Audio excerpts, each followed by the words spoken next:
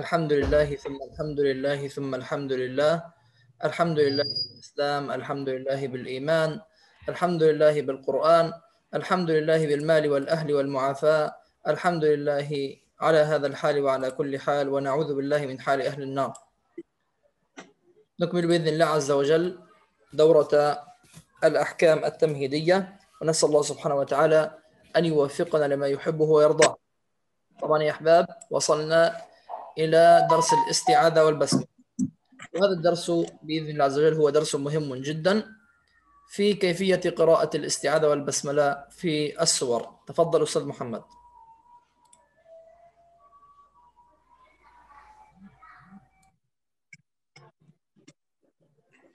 Baik. Alhamdulillah Allah kembali mempertemukan kita pada sore hari ini untuk mempelajari kitab Ahkam At-Tamhidiyah. Baik, dan kita sekarang sudah sampai di bab Al-Isti'adzah wal Basmalah. Dan bab ini adalah di antara bab yang muhim jiddan, ya. Sangat penting untuk kita pelajari. Baik. تمام شيخنا. الآن الاستعاذة هي قول القارئ أعوذ بالله من الشيطان الرجيم. الاستعاذة هي قول القارئ أعوذ بالله من الشيطان الرجيم. وما معنى أعوذ بالله من الشيطان الرجيم؟ معناه اللجوء إلى الله، الذهاب إلى الله، وطلب العون منه أن يحمينا من الشيطان الرجيم. تمام شيخنا؟ واضح؟ Baik. Dan maknanya seorang qari ini kembali kepada Allah, ya, mengembalikan perkaranya kepada Allah dan meminta pertolongan kepada Allah dari gangguan syaitan yang terkutuk. تمام شيخنا. الاستعاذة لها أكثر من طريقة في القراءة. قولنا أعوذ بالله من الشيطان الرجيم، أو أعوذ بالله السميع العليم من الشيطان الرجيم، أو أعوذ بالله من الشيطان. Baik. Dan isti'adzah ini ada banyak versi ucapannya, ya. Di antaranya a'udzu billahi minasyaitonir rajim, dan yang kedua a'udzu billahi samii'il 'aliim minasyaitonir rajim, dan yang ketiga a'udzu billahi minasyaiton. Ini di antara lafaz isti'adzah. تمام شيخنا. الآن حكم الاستعاذة في أول السورة. ما حكم الاستعاذة؟ قيل واجبة وقيل مستحبة. يعني قال بعض العلماء واجبة وقال بعض العلماء مستحبة والجمهور أنها مستحبة. Baik. Dan sekarang hukum isti'adzah di awal surah, ya, hukum membaca isti'adzah di awal surah, ya. Sebagian ulama berkata wajib, ya, wajib. Dan sebagiannya berkata mengatakan sunnah, dan pendapat jumhur, yakni hukum isti'adzah di awal surah ini sunnah, ya, sunnah menurut pendapat jumhur. طيب شيخنا الآن متى نسر بالاستعاذة ومتى نجهر بها؟ يعني متى نقرأ الاستعاذة في سرنا، يعني نقول أعوذ بالله من الشيطان الرجيم هكذا، ومتى نقول أعوذ بالله من الشيطان الرجيم بصوت عال؟ Baik. Dan sekarang kita akan bahas kapan waktu yakni kita mensirkan isti'adzah itu, yakni kita tidak mengeraskan suara isti'adzah, dan kapan waktu kita mengeraskan bacaan isti'adzah kita. طيب. تمام. نسر بها في الصلاة وعند قراءة القارئ لوحده. يعني في الصلاة إذا أراد الإمام أن يقرأ الاستعاذة لا يقول أعوذ بالله من الشيطان الرجيم، لا يقول بصوت عال، بل يقول الاستعاذة في سره، يقول أعوذ بالله من الشيطان الرجيم. تمام. وعندما يقرأ القارئ لوحده أيضا يسر في الاستعاذة. طيب. Dibaca sir, isti'adzah ini kita baca sir ketika dalam salat, ya, dalam salat. Ya, kita tidak mengeraskan bacaan isti'adzah kita, dan ketika seorang qari itu membaca Al-Qur'an sendirinya, ya, ini dengan tidak beramai-ramai, dia hanya membaca Al-Qur'an sendiri, dan ini dia mensirkan isti'adah itu, yakni tidak mengeraskan isti'adah. تمام. يجهر بها في حلقات التعليم، يعني الآن أنا معلم أو أعلم طلابي القرآن، يجهر بالاستعاذة، نقرأ الاستعاذة بصوت عال لكي يسمع المعلم كيفية قراءة الاستعاذة ويصحح علينا. تمام شيخنا؟ وأيضا في التخرج من حلقات القرآن، يعني عند التخرج من حلقات القرآن عندما يقرأ القارئ يقول أعوذ بالله من الشيطان الرجيم بصوت عال. Dan isti'adah ini dibaca jahar ketika dalam sebuah halakat ta'lim, ya, dalam sebuah majelis ilmu, ya, yang mengajarkan ilmu tentang tajwid. Ya, misalnya seorang muallim ya menyuruh muridnya untuk mengeraskan bacaan isti'adah untuk diperbaiki bacaan murid tersebut. Ya, apanya yang keliru. Taib. Dan ketika seorang qari ya hendak selesai dari halakat Qur'annya, ya, dia membaca isti'adah agar teman-temannya yang lain mendengar bacaannya, ya, mendengar contoh bacaan yang sudah bagus, ya, contoh bacaan murid yang sudah bagus, sudah lulus ya dari halakat Quran. Baik, barakallahu fik. تمام. الآن يا شيخ إذا كان القراء في حلقة واحدة وكان القراء يقرؤون مع بعضهم البعض، عندما ينتهي واحد يقرأ الذي بعده، يجهر الأول بالاستعاذة، أول واحد يقرأ يقول أعوذ بالله من الشيطان الرجيم ويقرأ، والآخرون يسرون بالاستعاذة. تمام شيخنا؟ تمام تفضل. Dan kemudian apabila banyak qari berkumpul dalam suatu perkumpulan yang membaca Al-Quran, ya, beriring bergantian, secara bergantian, maka yang membaca pertama ini mengeraskan bacaan isti'adahnya, menjaharkan, ya, dan yang membaca selanjutnya ini disirkan isti'adahnya, yakni tidak dijaharkan. Baik.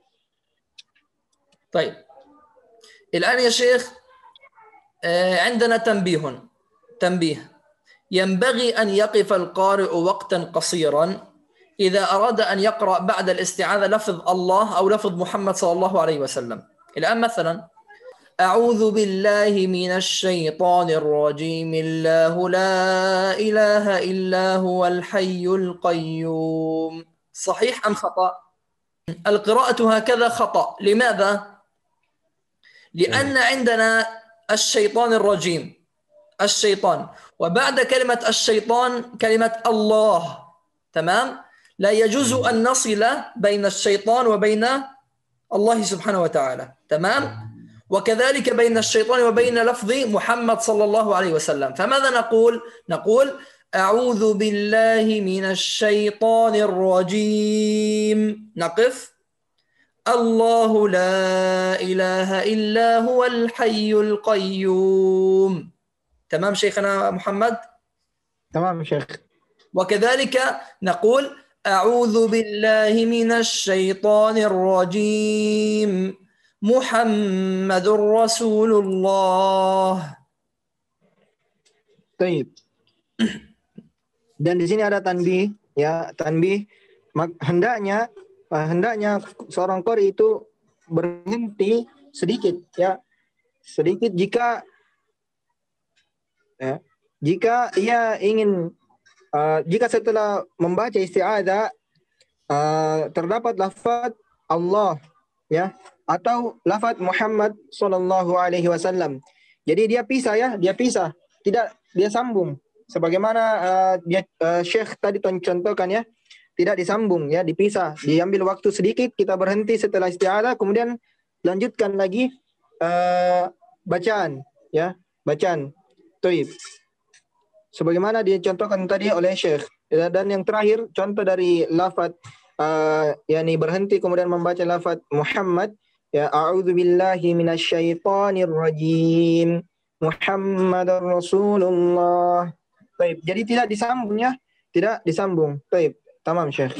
هكذا شيخنا، يعني أخذنا عن الاستعاذة. الآن نأتي للبسملة. البسملة هو قول القارئ بسم الله الرحمن الرحيم. طيب ما معنى بسم الله الرحمن الرحيم؟ أي أبدأ بسم الله عز وجل لكي يبارك في عملي. تمام شيخنا؟ Baik. Sekarang kita masuk ke pembahasan basmalah, ya. Basmalah adalah ucapan seorang qari Bismillahirrahmanirrahim, ya.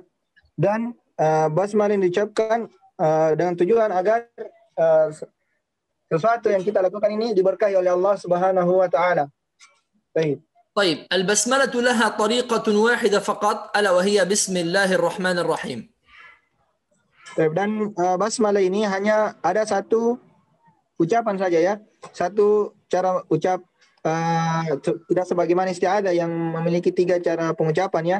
Jadi hanya satu, Bismillahirrahmanirrahim. أشكال البسملة يعني كيف تأتي البسملة؟ البسملة آية من سورة الفاتحة، يعني عندما نقرأ في سورة الفاتحة بسم الله الرحمن الرحيم هذه آية رقم 1.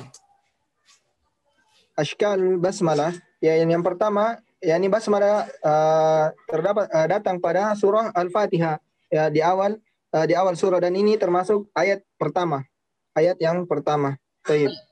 الآن في بداية أي سورة يعني غير سورة الفاتحة مثلا سورة الإخلاص البسملة ليست آية، سورة مثلا النمل البسملة ليست آية، سورة مثلا الحج البسملة ليست آية. في بداية أي سورة البسملة ليست آية. Baik, dan yang kedua pada permulaan surah, ya, permulaan surah, dan di sini basmalah bukan ayat, ya, bukan ayat. Selain surah Al-Fatihah, misalnya contohnya pada surah Al-Ikhlas ada basmalah. Ini basmalah bukan termasuk ayat, ya, bukan termasuk ayat pertama. Kemudian juga misalnya di surah Al-Hajj, misalnya di sini basmalah bukan termasuk ayat, bukan termasuk ayat. Baik. تمام شيخنا، ليست آية، ليست آية من سورة الفاتحة آية. واضح؟ Adapun di surah Al-Fatihah basmalah ini ayat, ya, ayat di surah Al-Fatihah. Adapun selainnya surah Al-Ikhlas, Al-Hajj dan selainnya bukan ayat. Baik. طيب في سورة التوبة لا يوجد بسملة، تبدأ براءة من الله ورسوله، لا يوجد بسملة. Dan kemudian di surah At-Taubah ini tidak ada basmalah, ya, tidak ada basmalah, ya. Tidak ada basmalah. Baik. سورة النمل يوجد بسملتان، بسملة في بداية السورة بسم الله الرحمن الرحيم، وبسملة في قوله تعالى إنه من سليمان وإنه بسم الله الرحمن الرحيم. Baik, dan kemudian di surah An-Naml ini terdapat 2 basmalah, ya. 2 basmalah. Yang pertama di awal surah, dan yang kedua pada firman Allah Subhanahu wa taala, innahu min Sulaiman wa innahu bismillahirrahmanirrahim. تمام واضح ya, شيخنا؟ واضح. تمام. طيب اللهم صل على محمد. الآن نريد أن نسأل، لو أردنا أستاذ أكبر. السلام عليكم. وعليكم السلام ورحمة الله وبركاته. شيخنا في سورة التوبة هل يوجد بسملة؟ Tidak ada basmalah, Syekh. لا يوجد شيخ. لا يوجد بسملة. تمام. أستاذ أبهل السلام عليكم. وعليكم السلام ورحمة الله وبركاته. سورة المسد البسملة آية أم لا؟ اسأله يا شيخ. كرر الشيخ، عفوا. سورة المسد، في سورة المسد تبت يدا، هل البسملة آية أم لا؟ Baik. Pada surah Masad, yakni Tabbat Yada, apakah basmalah di sana termasuk ayat atau tidak? Bukan ayat, bukan termasuk ayat. Baik. قال ليست آية، صحيح؟ نعم. طيب لو قلنا أستاذ رايفال السلام عليكم. وعليكم السلام ورحمة الله يا شيخ. شيخنا في سورة النمل كم بسملة يوجد؟ 2 يا شيخ. اثنان يوجد بسملتان. نعم. تمام بارك الله فيك جزاك الله. نعم بسملة. نعم. طيب وجزاك الله خير يا شيخ. نكمل شيخنا محمد. نعم. طيب حكم البسملة في بداية السورة واجبة، يعني في بداية السورة يجب أن تأتي بالبسملة ما عدا طبعا سورة التوبة. Baik. Dan hukum membaca basmalah di awal surah ini hukumnya wajib, ya, wajib ya di seluruh surah kecuali surah At-Taubah. تمام. Baik, karena tidak terdapat basmalah di sana. طيب Baik, Syekh. حكمها في غير أول السورة مستحبة، يعني مثلا إذا أردنا أن نقرأ إن للمتقين مفازة. تمام. Baik. طيب ما حكم الاستعاذة هنا؟ ليس البسملة لأن أخذنا الاستعاذة. ما حكم الاستعاذة هنا؟ إن للمتقين مفازة. اسأل شيخنا. Baik, Syekh menanyakan kepada kita apa hukum membaca isti'adzah di إن للمتقين مفازة. ayat innal muttaqina mafaza contohnya ya. Kemudian membaca isti'adzah, apa hukumnya? أنا يا أستاذ. أستاذ إندرا تفضل. Insyaallah. الجنون مستحب. مستحب. أيوة. ما حكم البسملة إن في عند قوله إن للمتقين مفازة؟ حكمها واجبة أم مستحبة؟ عند إن للمتقين مفازة مستحبة، يعني الاستعاذة والبسملة مستحبة. تمام شيخنا؟ يعني حكم الاستعاذة والبسملة في غير أول السورة مستحبة. تمام شيخنا؟ Kemudian hukum membaca isti'adzah dan basmalah di selain awal surah ini hukumnya mustahabbah, yakni sunnah, ya. Dianjurkan ya, membaca isti'adzah dan basmalah di selain awal surah. Baik. تمام شيخنا. طيب الآن شيخنا إذا أردنا أن نقرأ أي سورة وعندنا استعاذة وعندنا بسملة وعندنا بداية سورة، سواء كانت سورة الإخلاص، سورة المسد، سورة الفيل، سورة الهمزة، أي سورة. تمام. عندنا كم طريقة لقراءة الاستعاذة والبسملة وبداية السورة؟ Ada berapa tariqah, ada berapa cara dalam membaca isti'adzah, basmalah dan awal surah. Isti'adzah, basmalah dan awal surah, misalnya surah Al-Ikhlas atau surah-surah yang lain. Ya seperti itu ya, isti'adzah, kemudian basmalah dan lanjut awal surah. Ada berapa cara? Ada yang tahu, ikhwan? الآن يا شيخ عندنا 4 أوجه. 4 أوجه. الوجه الأول نقول هو قطع الجميع. ما معنى قطع الجميع؟ يعني نقطع الاستعاذة عن البسملة عن أول السورة، فنقول أعوذ بالله من الشيطان الرجيم بسم الله الرحمن الرحيم قل هو الله أحد. هذا أول وجه، الوقف على الاستعاذة ثم الوقف على البسملة ثم قراءة أول السورة. تفضل أستاذ محمد. Baik, di sini ada 4 cara ya, cara bacaan ya. Isti'adzah, basmalah, kemudian awal surah. Yang pertama, yakni kita berhenti di setiap masing-masing dari isti'adzah, basmalah dan awal surah. Kita berhenti ya, sebagaimana yang dicontohkan oleh Syekh ya. Tidak ada yang kita sambung langsung. Baik. تمام. الوجه الثاني أن نقف على الاستعاذة ثم نصل البسملة بأول السورة، فنقول أعوذ بالله من الشيطان الرجيم بسم الله الرحمن الرحيم قل هو الله أحد. واضح شيخنا؟ Waduh. تفضل. Kemudian cara yang kedua, kita waqaf di isti'adzah, yakni kita berhenti di isti'adzah, kemudian kita membaca basmalah langsung menyambungnya dengan awal surah sebagaimana yang Syekh contohkan tadi. Baik. Jadi yang kita berhenti cuma di isti'adzah, kemudian membaca basmalah dan langsung sambung dengan awal surah. Ya, tidak ada pemberhentian. Baik. طيب شيخنا الوجه الثالث هو وصل الاستعاذة بالبسملة وقطعهما عن أول السورة، فنقول أعوذ بالله من الشيطان الرجيم بسم الله الرحمن الرحيم قل هو الله أحد. Baik. Kemudian cara yang ketiga, yakni kita menyambung isti'adzah kita dengan basmalah. Langsung disambungnya sebagaimana yang dicontohkan oleh Syekh. Kemudian waqaf, berhenti, dan kemudian barulah membaca awal surah. Jadi yang disambung hanya isti'adzah dan basmalah. Kemudian kita berhenti, lalu membaca awal surah. Tayyib. تمام. الوجه الرابع هو وصل الاستعاذة بالبسملة بأول السورة، فنقول أعوذ بالله من الشيطان الرجيم بسم الله الرحمن الرحيم قل هو الله أحد. Tayyib.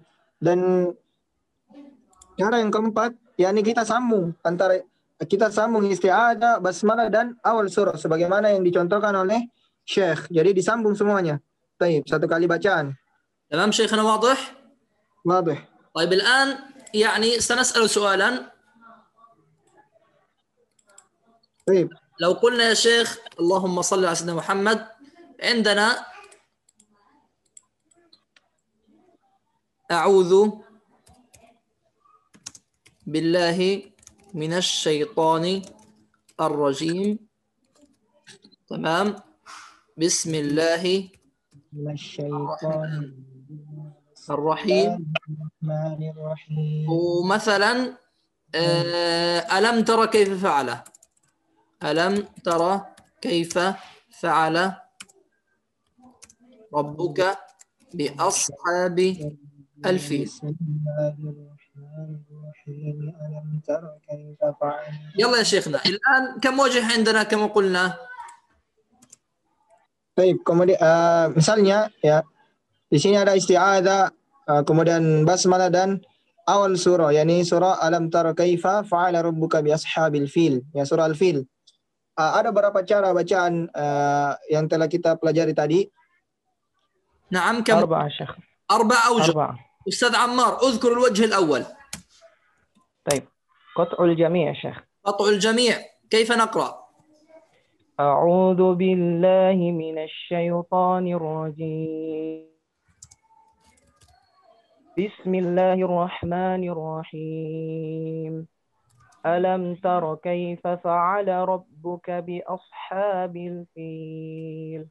يعني الوقف على الاستعاذة، ثم الوقف على البسملة، ثم قراءة أول السورة. تمام؟ تمام. اشرح يا شيخ محمد. Jadi ada 4 bacaan ya sebagaimana kita pelajari tadi dan telah dicontohkan oleh Ustadz Ammar, yakni contoh dari qat'ul jami', yakni kita berhenti di isti'adzah, kemudian lanjut basmalah, kemudian berhenti lagi sedikit, kemudian lanjut membaca awal surah. طيب أستاذ رايفال، الوجه الثاني. أستاذ رايفال، السلام عليكم. وعليكم السلام ورحمة الله يا شيخ. الوجه الثاني شيخنا. الوقف على الاستعاذة ثم وصل البسملة بأول السورة. نعم، اقرأ.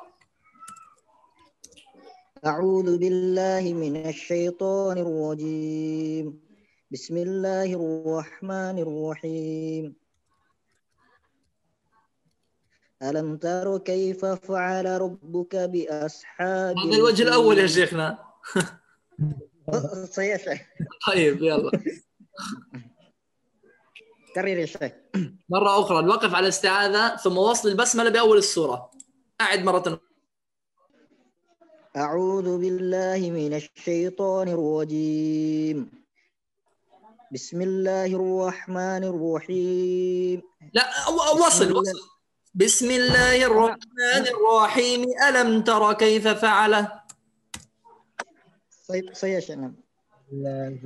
أعوذ بالله من الشيطان الرجيم بسم الله الرحمن الرحيم ألم تر كيف فعل ربك بأصحاب الفيل. ممتاز أستاذ رجال، جزاك الله كل خير. أستاذ محمد داني، السلام عليكم. وعليكم السلام ورحمة الله. الوجه الثالث.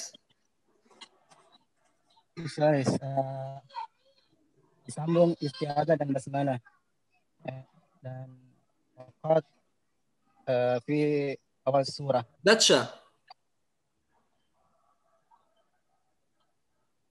Contohnya apa Syekh? باتشا. Baca. أعوذ بالله من الشيطان الرجيم بسم الله الرحمن الرحيم ألم تر كيف فعل ربك بأصحاب الفيل. تمام، يعني وصل الاستعاذة بالبسملة وقطعهما عن أول السورة. تمام؟ تمام. طيب، بعد ذلك عندنا الوجه الرابع، من يقوله؟ أستاذ أديب.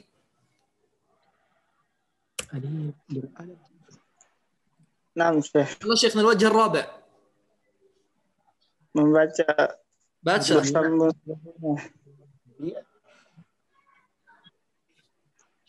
أعوذ بالله من الشيطان الرجيم.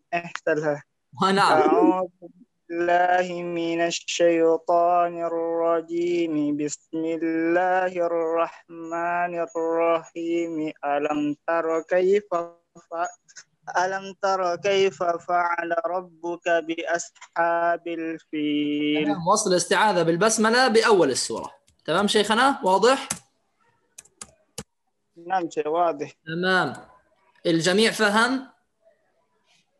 نعم يا أستاذ. نعم يا شيخ. فهمنا يا أستاذ. تمام إن شاء الله. فهمنا. جزاكم الله كل خير. طيب، الآن شيخنا نريد أن نصل بين سورتين، يعني نريد أن نقرأ سورتين وراء بعضهما. انتهينا من السورة الأولى ونريد أن ننتقل إلى السورة الثانية.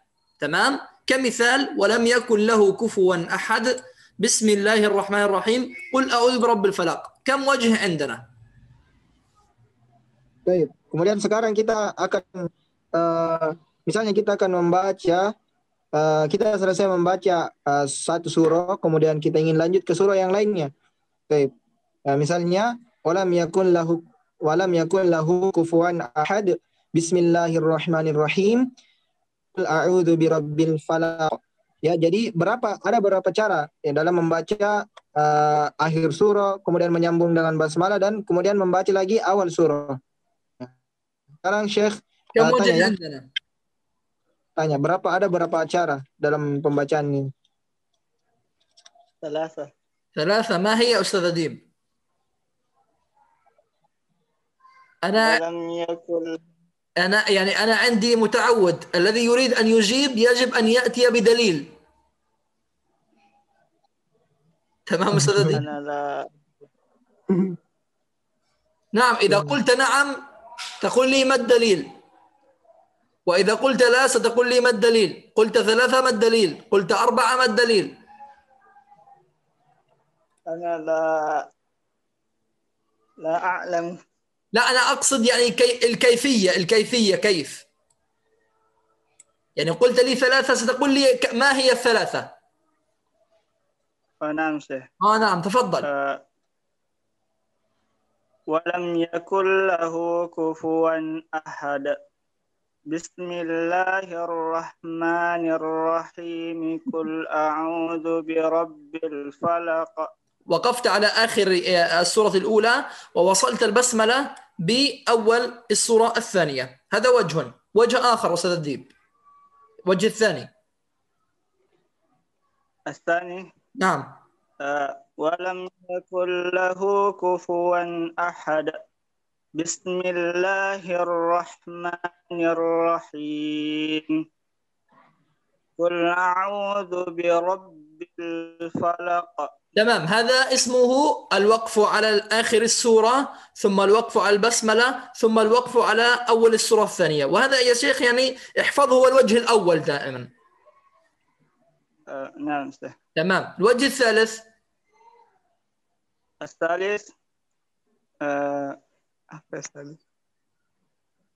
فلم يكن له كفوا أحد، بسم الله الرحمن الرحيم، قل أعوذ برب الفلق.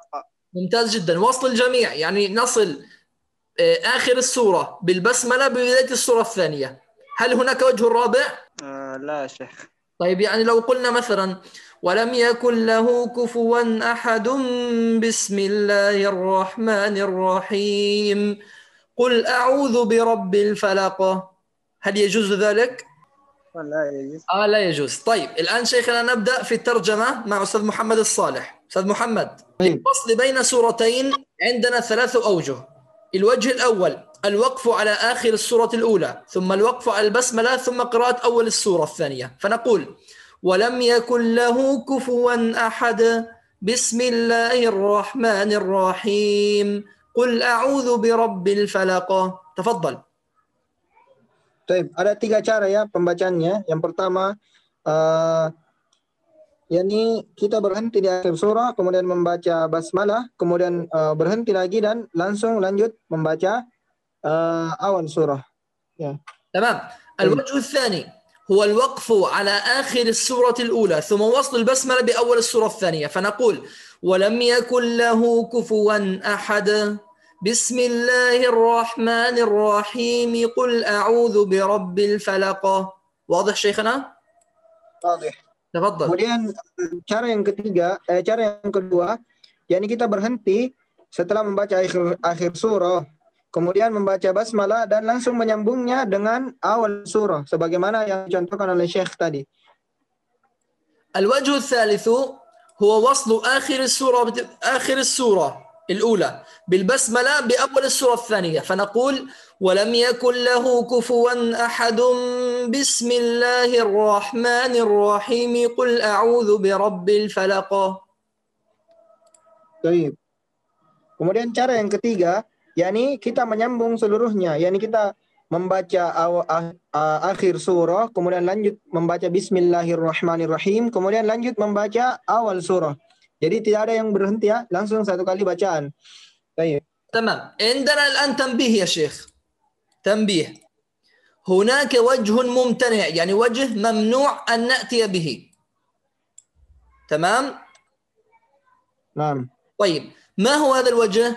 أن نصل آخر السورة الأولى بالبسملة وأن نقطعهما عن أول السورة الثانية. يعني أن نقول ولم يكن له كفوا أحد بسم الله الرحمن الرحيم قل أعوذ برب الفلق.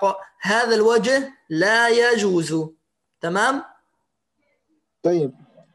Kemudian tanbih, yakni hal-hal yang tidak boleh kita lakukan.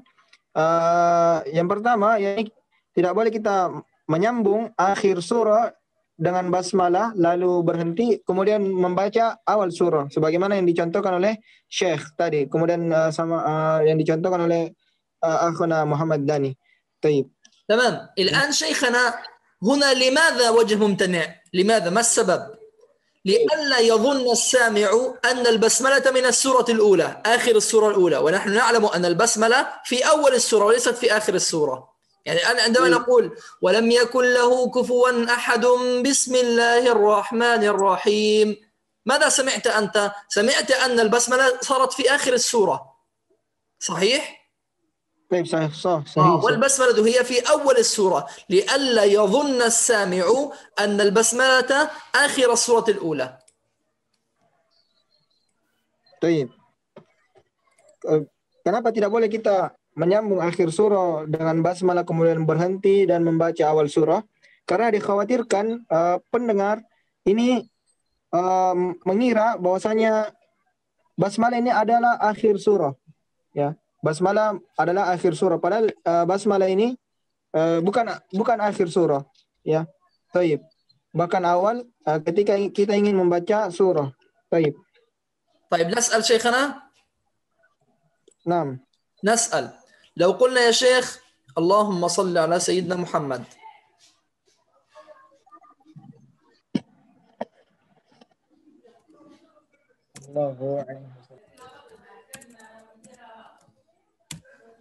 تمام شيخنا، فانصرنا على القوم الكافرين نهاية سورة البقرة،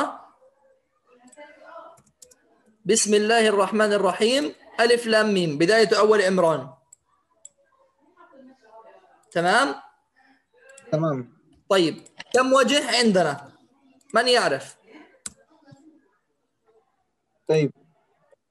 Sekarang Syekh datangkan ya akhir surah Al-Baqarah, kemudian basmalah dan alif lam mim awal surah setelah surah Al-Baqarah. Baik, siapa yang bisa menjawab bahwasanya ada berapa cara bacaan di sini? sebagaimana yang telah kita pelajari ya. طيب من يعني لم يجب معنا أستاذ زينال. السلام عليكم. وعليكم السلام شيخ. نعم شيخنا، كم وجه عندنا؟ الوجه الأول فانصرنا على قوم الكافرين بسم الله الرحمن الرحيم ألف لام ميم. هذا الوجه الذي لا يجوز. هذا الوجه لا يجوز أن نأتي به. هذا الوجه يا شيخ ممتنع. قل له يا شيخ محمد. ترجم. Cara yang antum baca tadi ini keliru ya, tidak boleh kita membaca seperti itu ya. Baik, karena nanti dikhawatirkan pendengar ini mengira bahwasanya basmalah adalah akhir surah ya, akhir surah. Baik. شيخنا يعني لكي يعني نحفظ الأمور اجعل أول وجه عندنا قطع الجميع، يعني نقطع كلها عن بعض، نقف عند كل شيء. أول وجه عندنا ما هو يا شيخنا أستاذ محمد؟ قطع الجميع. ماذا يعني نفعل؟ نقف على كل شيء، على كل مقطع. طيب. Jadi untuk memudahkan ya, pokoknya yang pertama itu kita berhenti di seluruh bagian, yakni kita berhenti di akhir surah, kemudian berhenti juga di basmalah dan lanjut berhenti, kemudian barulah membaca awal surah. Jadi qatul jami yang pertama ya, yakni kita berhenti di setiap ini ya, di akhir surah kita berhenti, kemudian di basmalah juga kita berhenti ya. Barulah kita membaca awal surah. تمام، يعني الوقف على آخر السورة ثم الوقف على البسملة ثم قراءة السورة الثانية. تمام؟ تمام. الوجه الثاني أستاذ أديب. السلام عليكم. وعليكم السلام يا شيخ. ما هو الوجه الثاني؟ فانظرنا على القوم الكافرين بسم الله الرحمن الرحيم ألف لام ميم. يعني الوقف على آخر السورة الأولى، تمام، ثم وصل البسملة بالسورة الثانية. تمام أستاذ محمد الصالح؟ تمام شيخنا. تمام. الوجه الثالث أستاذ محمد داني. معكم شيخ. نعم الوجه الثالث.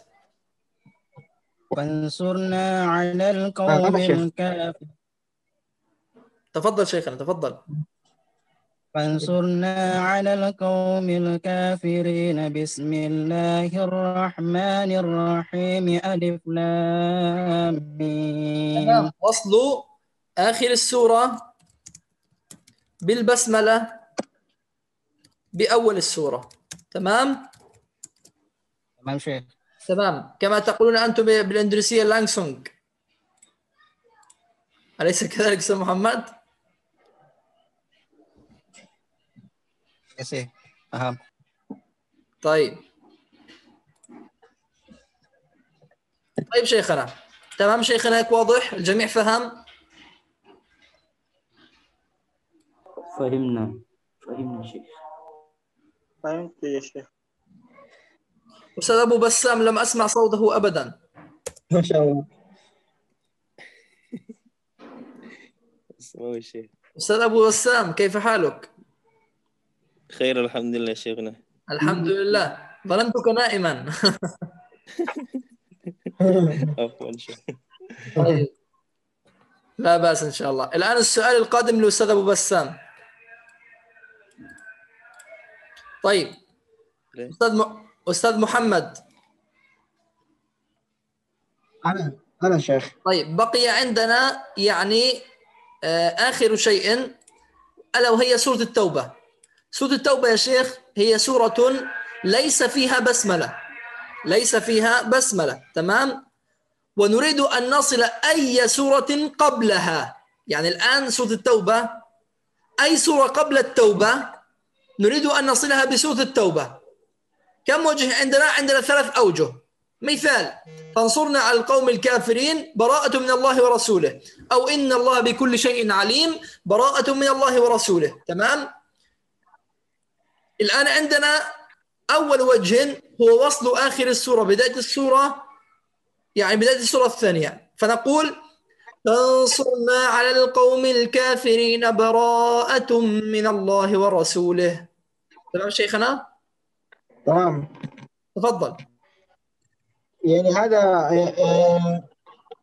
أول.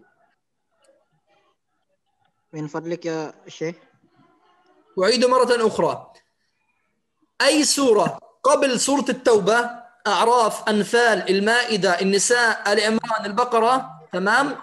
أي سورة قبل سورة التوبة عندما نصلها بسورة التوبة عندنا 3 أوجه. تمام أستاذ محمد؟ تمام. طيب، أول وجه ألا وهو يعني نصلها مباشرة، فانصرنا على القوم الكافرين الله ورسوله. أو نقول مثلا يا شيخ إن الله بكل شيء عليم براءة من الله ورسوله. واضح شيخنا؟ واضح. تمام، تفضل. Kemudian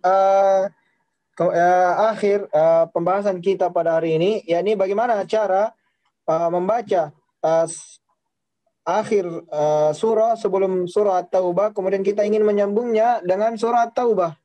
Ya, di sini ada 3 cara. Cara yang pertama yakni kita langsung sambung, mubasyarah, ya, langsung disambung. Misalnya, fansurna 'alal qaumil kafirin bara'atun minallahi wa rasulih. تمام. Baik. Di sini langsung disambung ya. تمام شيخنا، تفضل. طيب تفضل شيخ، تفضل. تمام.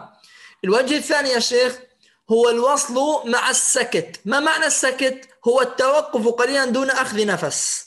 السكت هو التوقف قليلا دون أخذ نفس، فنقول فانصرنا على القوم الكافرين براءة من الله ورسوله. نتوقف دون أن نأخذ نفس.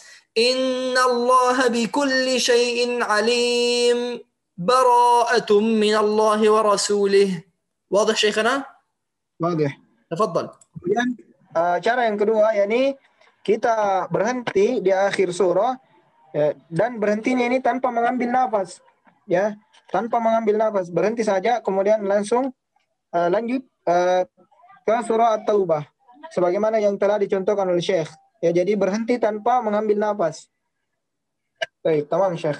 الوجه الثالث ألا وهو الوقف. فانصرنا على القوم الكافرين. نتنفس براءة من الله ورسوله. تمام؟ أو إن الله بكل شيء عليم براءة من الله ورسوله. تفضل شيخنا. Kemudian cara yang ketiga yakni kita berhenti di akhir surah, ya, dan mengambil napas, kemudian barulah kita lanjut dengan membaca surat Taubah, ya, sebagaimana yang telah dicontohkan oleh Syekh, ya, berhenti dan ambil napas, ya, tadi tidak mengambil napas dan ini yang terakhir mengambil napas, kemudian baru membaca surat Taubah. تمام شيخنا. يعني الآن الأنفال والأعراف والأنعام والمائدة والنساء آل عمران البقرة إذا وصلناها بالتوبة كم وجه عندنا؟ 3. تمام كما اتفقنا. واضح شيخنا؟ واضح. طيب الآن إذا أردنا أن نصل سورة يونس بالتوبة التي بعدها، سورة هود بالتوبة، سورة طه بالتوبة، كم وجه عندنا؟ طيب. Ya. Kemudian yang tersisa yakni apabila kita ingin membaca surah yakni pada surat At-Taubah Syekh. نعم بعد سورة التوبة. Nah, kita ingin membaca surah Yunus kemudian langsung lanjut membaca surah Taubah misalnya. Bagaimana cara bacaannya ini? Karena surah Yunus ini setelah surah At-Taubah, ya. Bagaimana cara pembacaannya? Baik. عندنا وجه واحد فقط. Dan di sini ada satu cara saja. تمام. ألا وهو التوقف. فنقول ولم يكن له كفوا أحد براءة من الله ورسوله. تمام شيخنا؟ Baik. Dan ya satu cara saja, yakni kita berhenti di akhir surah kemudian membaca surat Taubah, ya, sebagaimana yang telah dicontohkan oleh Syekh. واضح شيخنا؟ واضح شيخ. تمام. هكذا يا شيخ يعني نكون قد انتهينا من درس اليوم إن شاء الله. من عنده سؤال شيخنا؟ Baik, ya, alhamdulillah kita telah selesai pada pembahasan hari ini. Ada yang ingin bertanya, ikhwan? Insyaallah sebentar lagi waktu maghrib ya di Makassar dan sekitarnya. Baik, ikhwan ada yang bertanya? تمام. جزاكم الله كل خير. بارك الله فيكم. نختم بإذن الله عز وجل. سبحانك اللهم وبحمدك نشهد أن لا إله إلا أنت نستغفرك ونتوب إليك. بسم الله الرحمن الرحيم. والعصر إن الإنسان لفي خسر إلا الذين آمنوا وعملوا الصالحات وتواصوا بالحق وتواصوا بالصبر. السلام عليكم ورحمة الله وبركاته. وعليكم السلام ورحمة الله.